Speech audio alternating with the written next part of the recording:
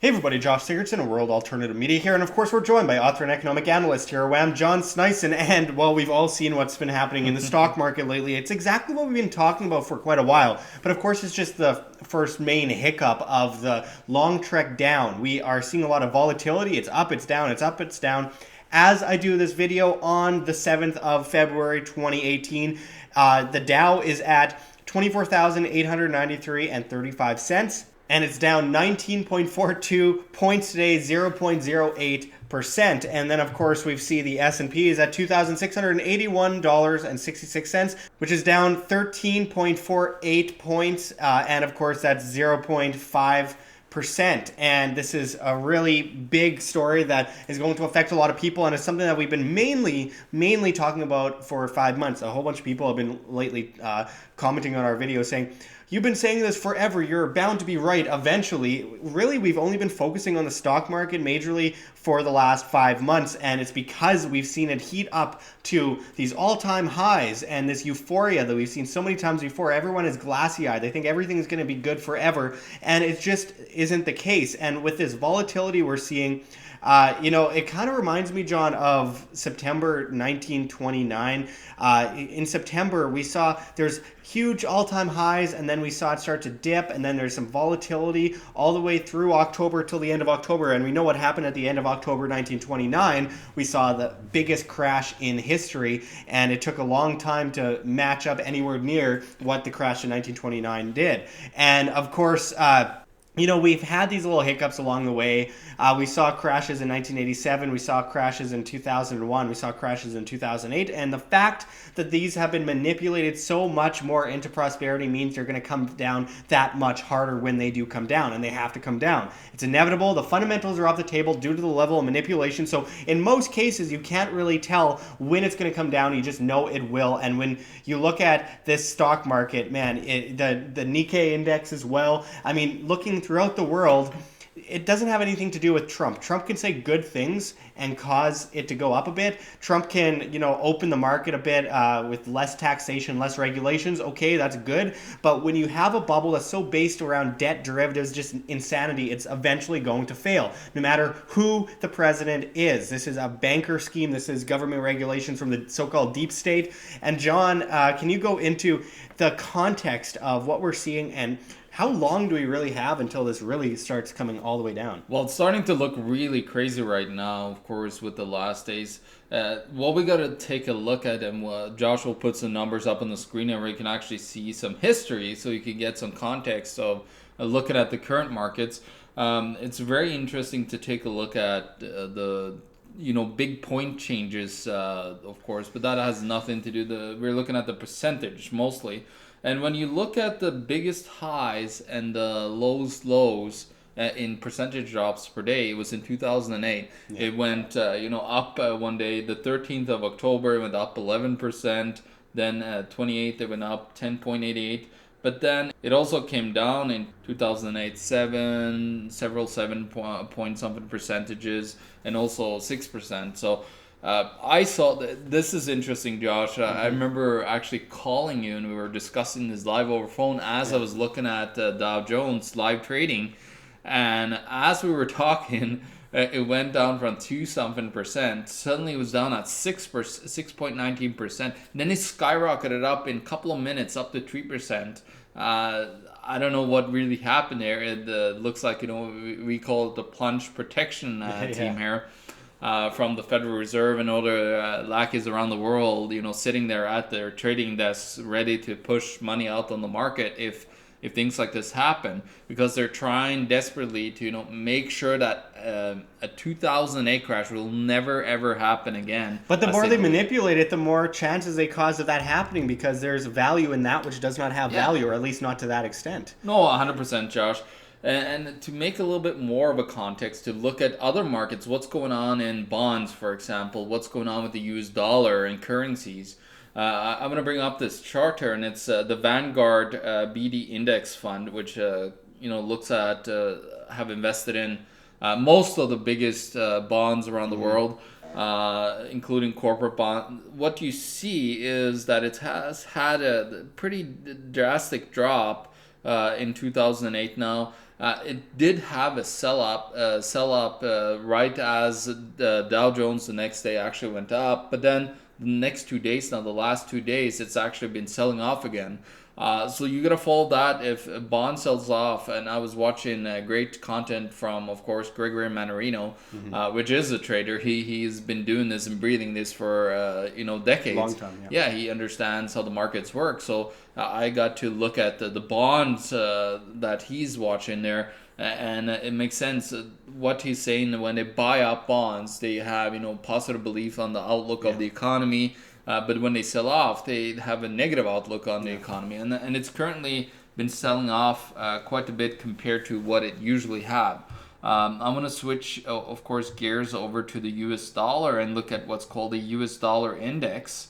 The U.S. dollar, what's shown us, the index here, is, of course, a drop in the value of the US dollar. It's been going down ever since the top in about the early last year in 2017, and it's been constantly dropping down, losing its value. And what you've got to understand is losing its value to other currencies. But think about it, a lot of them, like the euro, for example, they're out there, printing mass amounts of currency on top of that. Well, in context here, it looks like it hit a peak in 2017, but really it's been devaluing, I think, 97.something% since its inception in 1913, and especially since the 1970s when the U.S. was taken off the gold standard and went full fiat. And, I mean, in comparison with other currencies, it peaked, but it's always been devaluing. And you know what? Something that we really need to get into here. First, I'll just mention all fiat currencies eventually revert to their intrinsic value of zero. They always have, they always will, going back to 1024 AD in China. So let's put that on the table there. But what I think we should put into context with this report is how this is going to affect inflation down the road. Because when we see something like this happen to the stock market, you know that the Federal Reserve is going to be creating a lot of inflation. And we saw with the fear over the interest rate hike and everything, how this has helped lead to all this. We have the new Jerome Powell in, who thinks everything's just dandy. He just got sworn in the day that the stock market dipped, which was hilarious. But of course, it's not going to be any different than Janet Yellen. It's not going to be any different than Alan Greenspan, Bernanke, Volcker, any of them. They are all just stooges in order to perpetuate this central banking cartel on a global scale. But John, let's talk about how this is going to affect inflation. Well, how it's going to affect inflation, and you got to remember, what does the Federal Reserve want? What's their policy now? Of course, we know Jerome Powell got in, and he's less of a guy that wants to intervene. But the thing is here, he's a part of the Federal Reserve. The Federal Reserve is going to do what it's always done. It's the lender of last resort in crisis. And lick the boot of the IMF. Yeah, and what's going to happen, in my point of view, and to quote, it's funny, I was listening to Peter Schiff today, which he knows a lot of what he's saying, except for when he opens his mouth about Bitcoin. But what he said was that the US dollar is set to collapse. Like, it's in a systemic collapse. It's not, just the markets collapsing. It's actually the US dollar cycle that is it's on the word. Yeah. Well, to be fair, a potato could see that coming, so Peter Schiff will give him one on that one. But Peter Schiff has a thing about saying that it's going to happen on this date every single year, and eventually he's going to be right or something, or close at least, and then everyone's going to praise him. Peter Schiff, I think, does a big disservice to those that are talking about the eventual inevitable crash of fiat currencies and the eventual inevitable crash of the stock market and bonds, etc., by constantly saying it's going to happen on this date, on this year, because that kind of talk is exactly what discourages people from actually listening to people like us who aren't saying on September 15th this is going to happen, but that the fundamentals are off the table due to the level of manipulation, so you can't put a date on it, but we know it's going to happen. I think that's important to say. But a potato can be right every now and then. Well, anyways, let's get back to you talking about inflation. So what he was saying, and what I also believe, and I said this several times, is that as, of course, the markets goes down this next time, they are going to have to run another round of their quantitative easing, start buying up more and more assets. They're going to end up like the Bank of Japan owning 75% of all ETFs, which is just insane. For example, Bank of Norway, I actually did a report on the different stock markets around the world. the same day as it started to go down, and I didn't really pay too much attention to the actual current markets as I was writing it. But what I found was countries like Italy, Switzerland, and Norway has been substantially buying stocks. They were saying how, of course, they own $93 billion, the Swiss National Bank, but Norway actually owns almost $250 billion of U.S. stocks. So they've been sovereign wealth funds through, of course, the central banks and other things. They have been buying a lot of stocks. They've been propping up the markets as well, to help the Federal Reserve in their monetary manipulation game. And of course, they made debt so cheap. With margin debt widely available for so cheap, they just have used mass amounts of leverage to push up this market. And what we know about leverage is when you use leverage, you're gonna fall even faster than you gained usually. So it's very risky. I want to just talk about one last thing here before we end this report, and it's looking at, of course, the bonds worldwide. I'm currently writing up a report on bonds and debt all around the world. And when I was looking at all the debt around the world, I found something very interesting, and that was that the difference, of course, between the 2-year and the 10-year bond in a lot of countries has been, severely leveling out. Yeah. And that means that the yield curve, as they call it, everywhere from the lower, the months to, of course, the 30-year, it's the yield curve is kind of leveling out and flattening, and every time that happens, you have a big market crash as well. So it's just a lot of alerts around the world that are blinking at the same time. They're telling us.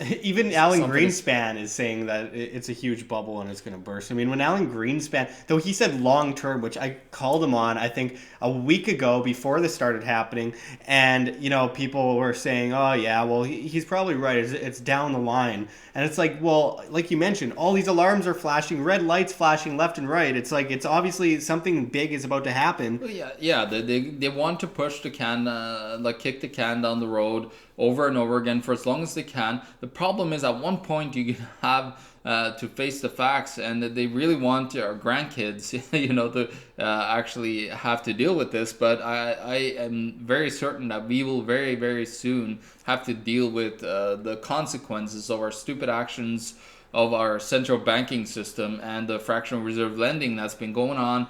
Completely indebting the world, raising debt levels to just astonishing levels where, what I say, when you actually centralize debt into one sector, it comes to a point where it's so saturated, the debt in that market, that there's no more participants to come in order to pay off the interest that is accumulated, and then they just start defaulting. It's like a cascade that will happen. And what we're seeing around the world now is just the tremors. This is just a wake-up call for people.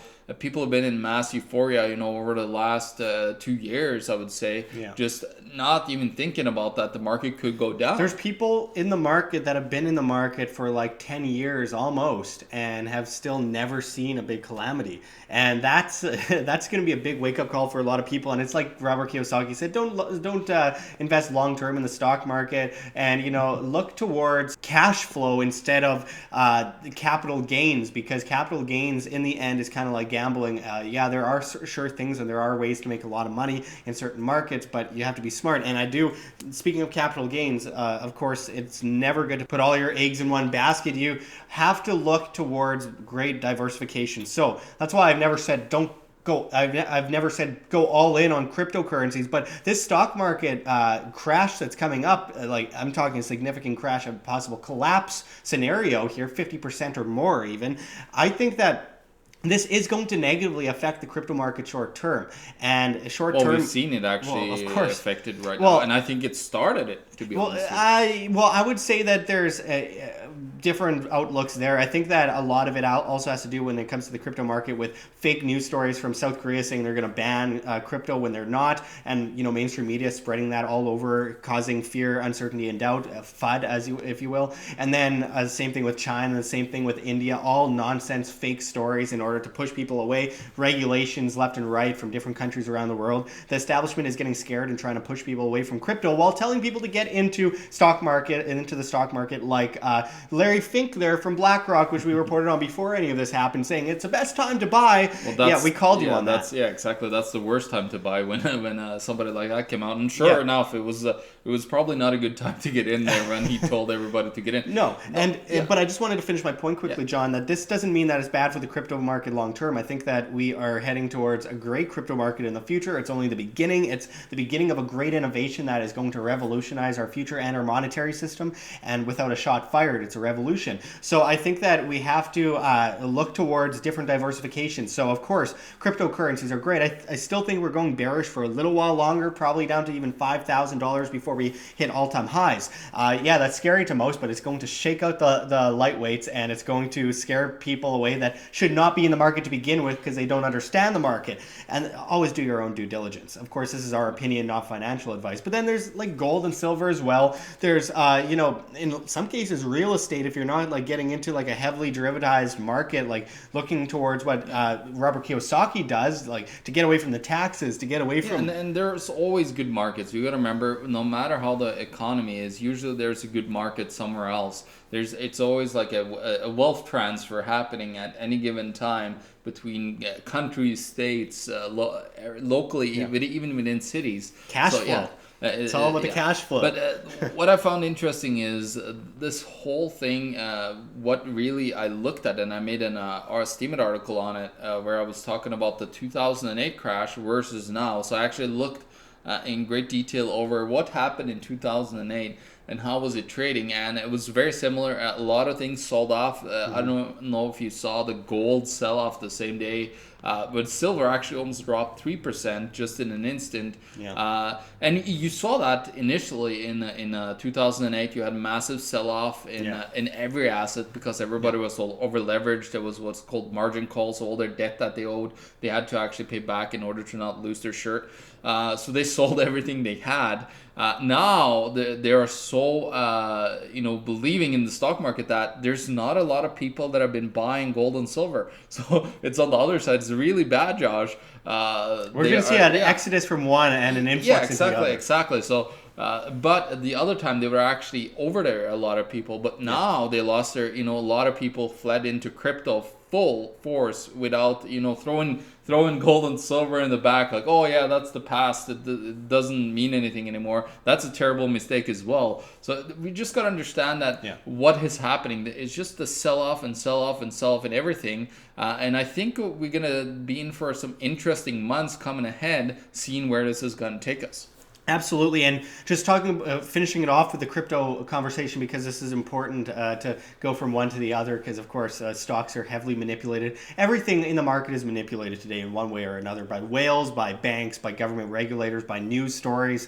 Everything's manipulated one way or another. But looking at the crypto market, we will see a massive crash, and I'm talking a huge crash of all cryptocurrencies. Then we'll see the fundamentally good cryptocurrencies prevail, and the bad cryptocurrencies that have no proper fundamentals crash. So we will see some consolidation. That's good for the market. It's healthy. It's like we saw with the dot-com bubble. We saw, Amazon is still, survived after the dot-com bubble because they had fundamental reason to exist, and they innovated on their idea. But then we saw things like pets.com crash and burn because pets.com didn't have the greatest fundamentals. And in the cryptocurrency market, there's ICOs that have even less fundamentals than pets.com. There's things that exist for absolutely no reason other than speculation. So there are some great cryptocurrencies that will prevail. There are some bad cryptocurrencies that will crash and burn. There are some scams like BitConnect. There are some scams like, in my opinion, Tether. I don't think they have the reserves they claim, and I think that that's going to end in a huge headache when that comes down, and it will probably soon. Yeah, because they're trading Tether instead of actually use dollars on the which accounts, is a great right? way to get away from the taxes, but I have a bad feeling. The risk of the backing. Anything that's backed like that, you really have to think, what is really there, and if you can't see the actual balance sheet of the company that's supposed to back Tether. Yeah, exactly. And Bittrex, the trading website, is about to, I believe, start using US dollars, and that'll be a good way to get away from the trading back and forth between Tether. Very risky, in my opinion. Anyway, so I just wanted to wrap it up with talking about this because I think that there is a new future for those that are in the stock market and they're concerned, and they should be concerned. I think it's a good time to say, hey, I've been greedy enough. Let's look to something that has good fundamental value. Of course, there are stocks that are going to prevail after the stock crash because there are companies that have great fundamentals. Miners. Yeah, absolutely. But let's get away from the centralized grid, decentralize as much as possible, and look towards things that, it all comes down to, as I so often say, financial responsibility, self-sustainability, the hallmarks of freedom itself, food, water, shelter, self-defense, so you're not gathering things for the toughest guy on the block, gold, silver, decentralized assets, etc. Just do your own due diligence, understand the market, because if you can understand, you could be the change you wish to see instead of depending on the same system that depends on your debt and your servitude. So thanks for going into this with us, John. We will be back at you with much more on this subject. This video has gone very long, so until next time, this is Josh Sigurdson and John Sneisen signing out from World Alternative Media. Find the truth, be the change. Like what you see here at WHAM? Don't forget to check the links below. GoFundMe, Patreon. We can't do it without you. Any donation is very much appreciated, especially as we are so overwhelmingly demonetized and censored by YouTube as the Anti-Defamation League comes in and flags all of our content as hate speech. You can also find me at Josh Sigurdson at steemit.com. That's steemit.com, the future of social media, where you get paid in the upvote of your post via Steem, the cryptocurrency. You can also find our Bitcoin address in the description and the comments below, as well as on the screen for you to scan if you please. And don't forget to come on down to Anarchapulco in Acapulco, Mexico in February, one of the best events of the year, and you can save money on your tickets by typing in promo code WHAM. That's WAM. We'll leave the link below for you, and until next time, don't forget to subscribe. This is Josh Sigurdson signing out from World Alternative Media. Find the truth, be the change.